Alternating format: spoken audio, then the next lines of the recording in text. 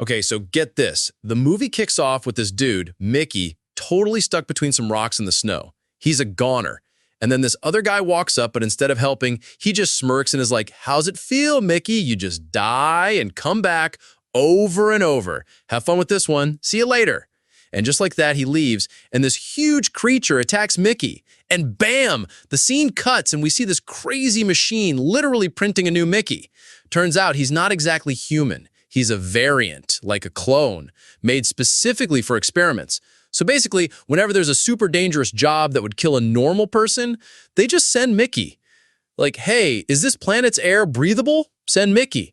What happens if you fly into that black hole? Send Mickey. He's their disposable guinea pig for everything. And when he dies, no biggie. They just print a new one and upload all his old memories. So how did he get into this mess? The story flashes back. Earth is a total dump. Super polluted, and Mickey and his buddy are in deep trouble with some gangsters because they can't pay back a loan. The gangster threatens them like, if I don't get my money, I'm going to start chopping off body parts. Total nightmare. Everyone's trying to get off-world on these giant spaceships looking for a new planet. Mickey wants to escape his problems, but he doesn't have any useful skills for a spaceship crew.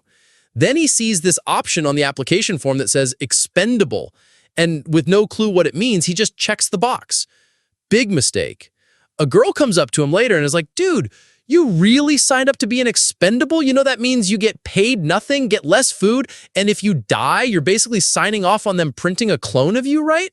She tells him they'll use the ship's organic waste, gross, to make his new body, his variant, and he'll have to feel the pain of dying over and over again.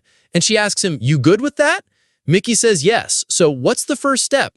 They back up his entire memory onto a hard drive. Then the same girl comes back, hands him a gun, and just says, "Kill yourself." Can you even imagine? He has to do it, and they just toss his body into the organic waste. A little while later, a brand new Mickey pops out of the machine and just goes to work like nothing happened. On the ship, he meets this security agent, Nasha, and they hit it off immediately. They start spending all their time together and totally fall in love. So his life becomes this insane cycle. Go on a suicide mission, die horribly, get reprinted, and then go hang out with Nasha like it's a normal day. Finally, the ship gets to this new ice planet called Niflheim. It's got water and oxygen, but they need to know if the air is safe, so who do they send? Mickey, of course. They tell him to take off his mask, and he immediately gets sick from all the weird bacteria. He's bleeding from his nose. It's awful. The scientists use him as a human lab rat, testing vaccine after vaccine on him. They kill him and bring him back something like 12 or 13 times before they finally create a vaccine that works. So now it's safe, and they send a real crew down with Mickey. But there's a rock slide, and this young girl gets crushed and dies. Everyone is devastated.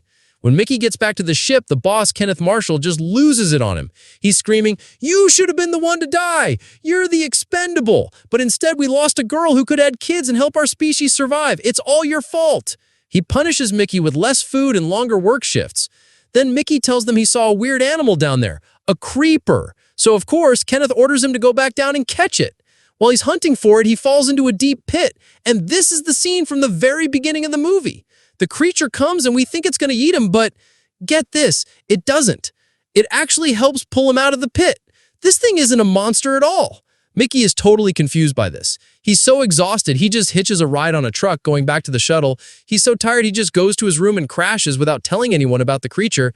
And then, hours later, he wakes up, and he's terrified because there's another Mickey in the room with him. They thought he was dead, so they already printed a new one. Mickey 18. Mickey 17, our guy, doesn't know what to say, but Mickey 18 just starts beating him up, yelling that he's lived his life, and now it's his turn, and that Mickey 17 is the one who has to die. Okay, so get this. It's totally illegal for more than one multiple or variant to be alive at the same time. And Mickey 18 knows this. He tells Mickey 17, "You have to die. I'm going to kill you." But Mickey 17 is begging him, like, "No, please, you can have my life, my food, everything. Just let me live long enough to tell everyone that those creeper creatures aren't dangerous." He's terrified that humans are just going to wipe them all out. They're arguing right next to the organic waste disposal when who shows up but their old buddy, Timo. This is the guy whose loan got Mickey into this whole expendable mess in the first place. Both Mickeys are so mad at him that they just grab him and chuck him into the organic waste. But then other people show up and they have to pull the terrified Timo back out. They threaten him, like, if you tell anyone there are two of us, you're going right back in there. Got it? So Mickey 17 goes back to his room and Mickey 18 goes off with Nasha. A little later, Kenneth Marshall's guys show up and grab Mickey 17, telling him he's been invited to a feast. Mickey's actually happy, thinking he's finally getting some respect. But at the feast, this scientist Gemma calls Kenneth out. She's like, it's not cool to invite someone to a feast and then feed them experimental garbage. And that's when Mickey 17 realizes he's eating synthetic lab-grown meat. They're testing it on him to see if it's safe for humans. The second he hears this, the meat starts making him sick. He's choking, vomiting. It's a total disaster. The experiment is a failure. Gemma feels so bad for him that she takes him to her cabin for some tea. They talk, and she really starts to like him. But then he rushes back to his room, and who's there but Nasha, hanging out with Mickey 18. She's totally shocked to see two of them. Gemma follows Mickey 17 and is about to report them, but Nasha stops her. She's just like, look, I love him. I can't live without him. Please don't do this. Before anything else can happen, they hear a huge commotion from the meeting room.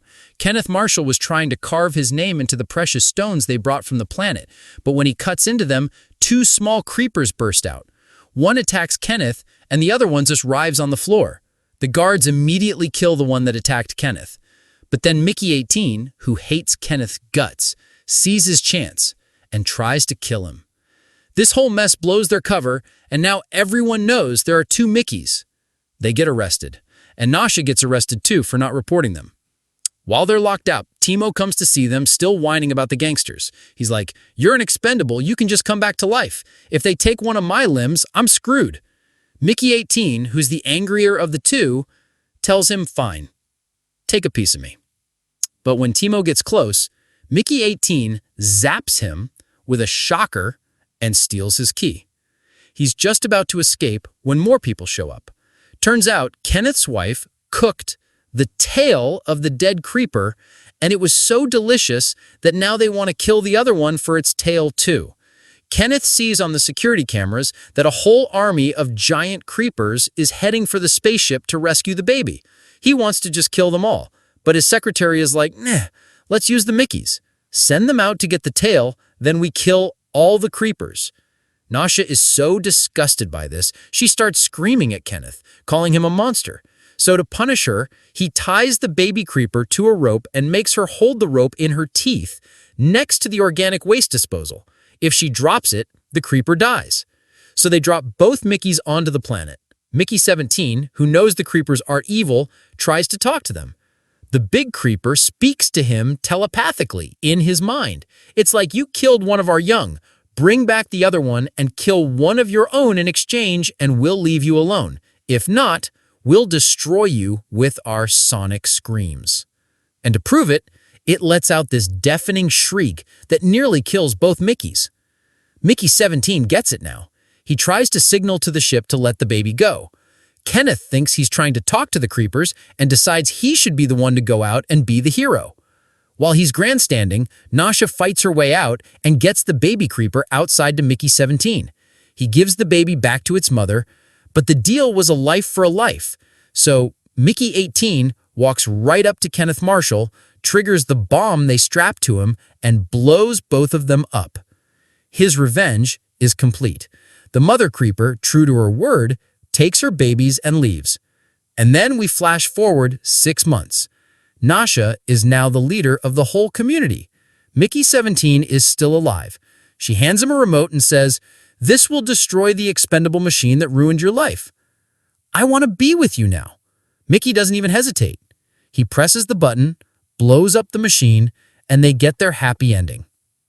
The movie finishes right there. So good.